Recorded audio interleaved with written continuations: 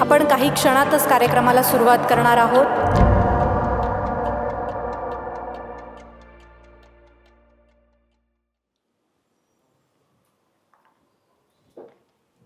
मी Jayashree Kulkarni, state बँकेत 40 वर्ष नोकरी केली आहे. माझं नाव Sahebrao Jadhav, retired deputy engineer class 1. मी सौविद्या सतीश जोशी.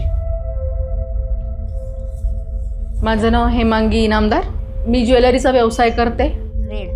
डिसेंबर 24 पासूनच म्हणजे असं दुखायचं माझं, म्हणून मग ते गेले तर सोनोग्राफी करा म्हणाले. आणि मग तेव्हा कळलं की आपल्या पोटामध्ये एवढा मोठा ट्युमर आहे. म्हणजे या धाकट्या कन्येच्या मुलीचं बारसं होतं, त्या बारशात मी पाणी घेतलं नाही, आईस्क्रीम घेतलं नाही, म्हणजे जातच नव्हतं अन्न.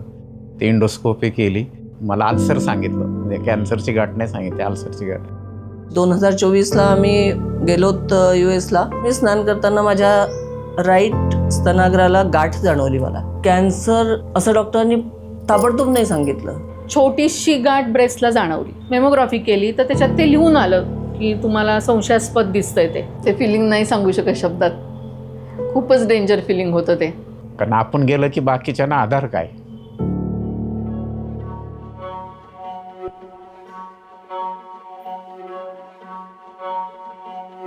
आता इतकी स्टँडर्डाइज ट्रीटमेंट झाली आहे की ट्रीटमेंटच्या औषधांमध्ये किंवा प्रणालीमध्ये काही फरक नाही आहे, पण तुम्ही पेशंटशी कसं बोलतात, काय वागतात, त्यांना किती कॉन्फिडन्स आणता. पेशंट आणि त्यांच्या केअर गिव्हर्सना सत्य हवं असतं विथ अ पॉझिटिव्हिटी. काही व्यक्ती अशा असतात की त्यांच्याकडे बघितल्यानंतर लगेच असं वाटतं नाही, he is the right person. कारण सरांनी इतकं छान पद्धतीने सगळं समजावून सांगितलेलं होतं आणि सर प्रत्येक वेळेस शाबासकी देत दिले. आपली एक पूर्ण सिस्टम इथे इव्हॉल्ड आहे, जिथे म्हणजे पेशंट डे केअरला फोन करू शकतो, काही त्रास असेल तर तो एस्केलेट होतो. RMOच्या लेवलला एस्केलेट होतो, मग आमच्या लेवलला एस्केलेट होतो. रात्रीच्या वेळेला जर पेशंटला काही त्रास झाला तर आम्हाला डिरेक्ट कनेक्ट करू शकतात. पेशंट आणि डॉक्टरच्या मधलं जे रिलेशनशिप आहे ना, तेही खूप इम्प्रूव्ह होतं. पहिला केमो यांच्याकडे मंगेश मेका सरांकडे झाला. मग ते माझा चेहरा संध्याकाळी रात्री असं एकदम पडायचा एकदम. मग मिसेस मला म्हणायची तुमचा चेहरा फार हे झाला आहे. मग मलाच असं वाटायचं मला ह्यांच्यासाठी सावली म्हणून राहायचं. जेव्हा कुठला एखादा पेशंट स्वतःच्या पायाने चालत हसतमुखाने इथून बाहेर पडतो, तो आमच्या सगळ्यात जास्त ग्रॅटिफाईंग फॅक्टर आमच्या फील्डमधला आहे. नमस्कार, बरे का? काही त्रास वगैरे सध्या? As a team of 60 medical oncologist, whatever best is possible in the cancer care, we try to reach out as a team.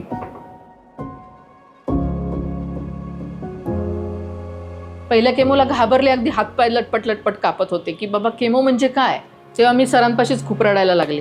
तू काळजी करू नको ना म्हणले, मी आहे, तू काळजी करू नको. सुरुवातीला हा अनसर्टिनिटीचा पिरियड होता, तो एका केमोच्या सायकल नंतर तो नाहीच झाला. प्रॉब्ली त्या खूप पॉझिटिव्ह झाल्या आणि राहिलेला 4 महिन्याचा जर्नी त्यांनी हसत हसत पार केला.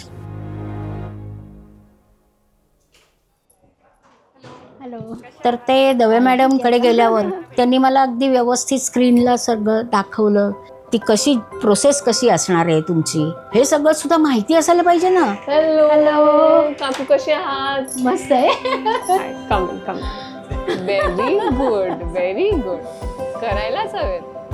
नाही, नक्कीच होईल कमी, म्हणजे ते exercise. So she was diagnosed with an advanced stage of ovarian cancer. She came in and she walked in and told me, how do we go about it? Her positive mindset definitely helped her. फक्त हॉस्पिटलच नाही तर औषधांचा, प्रवासांचा, treatment मॉनिटरिंगसाठी, radiology, pathology, supportive केअरच्या अशा बरेच factor असतील जे खर्चात भर घालत असतात. आपले हे जे बरेचसे असे खर्च आहेत हे आपणहून बाय डिझाईन कसे कमी होतील यावर देखील आपण काम करत असतो.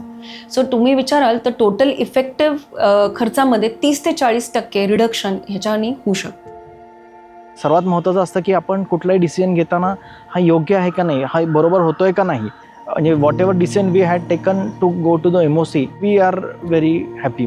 लोक इथनं अमेरिकेला ट्रीटमेंट करायला जातात, अपॉइंटमेंट घ्यायला गेले त्याला सुद्धा ते डॉक्टर म्हणले 1 महिना लागेल अपॉइंटमेंटला. त्यामुळे आम्ही डिसिजन घेतलं की ताबडतोब आपण जाऊया इंडियाला. तिथं आम्हाला असं फॅमिलीचंच वातावरण वाटतं, तिथं आम्हाला गेल्यानंतर परकवाडत. डॉक्टरांनी आम्हाला सफिशियंट वेळ दिला. Then we decided it is close to the house आणि it is very important because तुम्हाला सुचत नसतं काय होणार आहे, काय there is no certainty. Cancer का ट्रीटमेंट रेकरेंट होता है, इसमें आपको रिपीटेड हॉस्पिटल की विजिट करनी पड़ती है. ऐसे में अगर आपका ट्रीटमेंट सेंटर दूर है, ट्रैफिक या ट्रैवल कॉस्ट, सफ़र की थकान, पेशेंट की कंडीशन, ये सारे फैक्टर्स आपके कन्वीनियंस एंड कॉस्ट बर्डन में ऐड हो जाते हैं. तो आपका कैंसर सेंटर घर से नज़दीक होना बहुत बड़ी उपलब्धि है. डाएटच्या पण डॉक्टर असतात, त्याच्यानंतर मेंटल सपोर्टच्या सुद्धा असतात की ते आपल्याला स्ट्रॉंग बनवतात आणि येऊन आपल्याशी काउन्सिलिंग असं करतात की आपण थोडंसं त्यातनं रिलॅक्स होऊ. पण मागच्या पेक्षा आज तुम्ही बरे वाटतात. आता तर मला रिकव्हरी पूर्ण होत आहे असं वाटतं. Correct, very nice. श्वास घ्यायचा आहे. एवढा जीव लावला ह्या मुलींनी ना, अगदी म्हणजे फॅमिलियर झाल्या होत्या. मी तुम्हाला या वीकसाठी एक ॲक्टिव्हिटी देणार आहे. तुमच्या मित्राशी किंवा नातेवाईकांशी काही बोलणं झालं आहे आठवड्यात? झालंय. Talk to someone. Okay, great. I think ही ट्रीटमेंट फक्त पेशंटची नाही तर पूर्ण कुटुंबाची एक जर्नीच असते. कुटुंबाचे सगळेजण याच्यातनं जातात. हो, आपण जस्ट एक इमोशनल सपोर्ट देऊ शकतो, मेंटल सपोर्ट देऊ शकतो, ह्याच्यावर केअर गिव्हर काहीच करू शकत नाही, पण ते सगळ्यात जास्त इम्पॉर्टंट असतं. हा सपोर्ट खूप मोठा होता मला, मुलगा आणि नवरा, आणि अजूनही आहे. ह्या सगळ्या जणी अशा मैत्रिणींनी पण मला खूप साथ दिली, महत्त्वाची. Your presence will also make a difference. So, yes, you need a lot of people support, I would say, to navigate through this journey. That smile, that assurance, the compassion helps you become positive on this journey.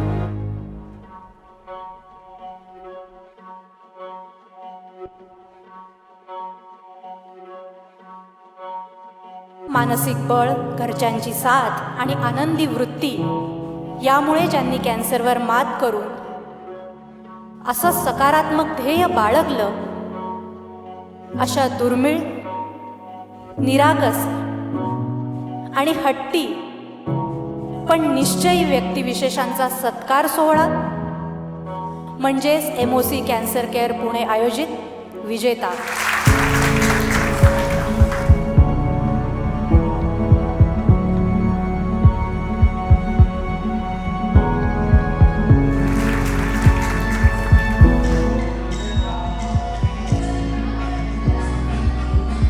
आणि खूप काही हे मला आयुष्यात देऊन गेलं. स्वप्न तिचे आहे, मीही मारेन उंच भरारी. असऱ्या सिस्टर, तत्पर डॉक्टर, पटापट मिळते प्रश्नांना उत्तर. की त्यांनी शेवटपर्यंत मला हेच म्हटलं, तुम्हाला काहीही होणार नाही काकू. जिद्द आणि बळानं हा लढा देत असणाऱ्यांचं आता टाळ्यांच्या गजरात स्वागत करणार आहोत.